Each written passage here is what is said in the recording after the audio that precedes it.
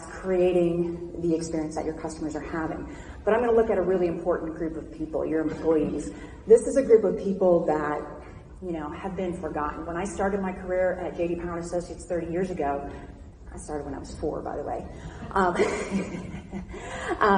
I used to tell my clients, we got to listen to employees. I was on the proprietary research side, not the syndicated. So we got to listen to our employees as well, not just your customers. And everybody's like, we'll do that later. We'll do that later.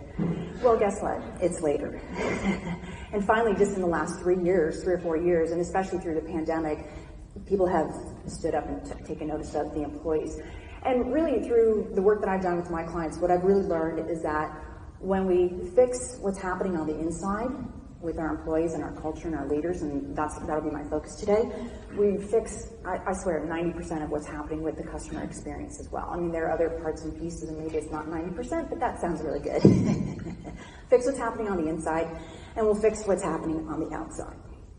All right, so this is a really shocking statistic. In the United States, 88% of the workforce, 130 million people, go home at the end of every day feeling like they're not listened to, feeling like they're not cared for. We really need to start looking at our employees as the humans that they are, right? They're not just cogs in the wheels of our success, of my success as a manager, of the business success, right? They're humans. They're mothers and fathers and brothers and sisters, spouses, right? That's how we need to start looking at them.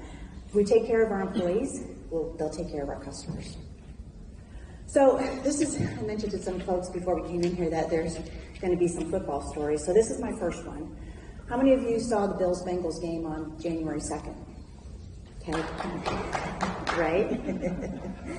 And if you didn't see it, you probably heard about it. Damar Hamlin collapsed on the field in the early part of the game. He was down for 19 minutes. He had a cardiac arrest, and they tried to resuscitate him for 19 minutes, and they did, obviously. But the story, and Coach Roberts here really says it like it is, right?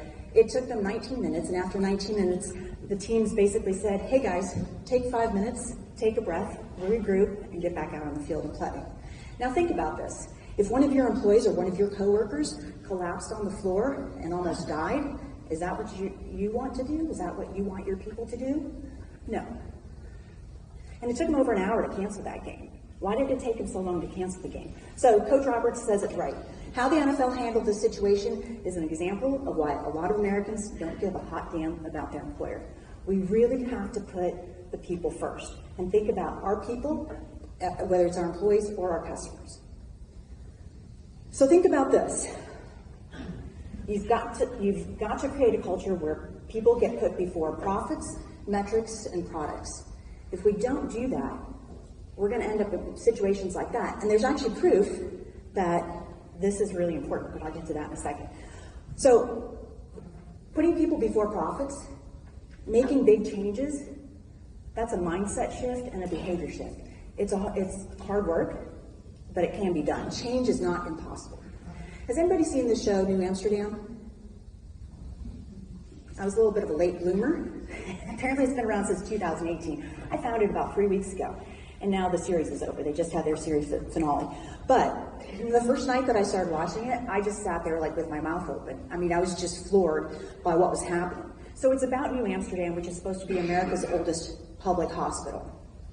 And 5 years, they've got a new medical director number 6, because in the 5 prior years, they had 5 other medical directors that were there and were let go. So their new medical director, Max Goodman, comes on board, and he's all about putting people before profits. As a matter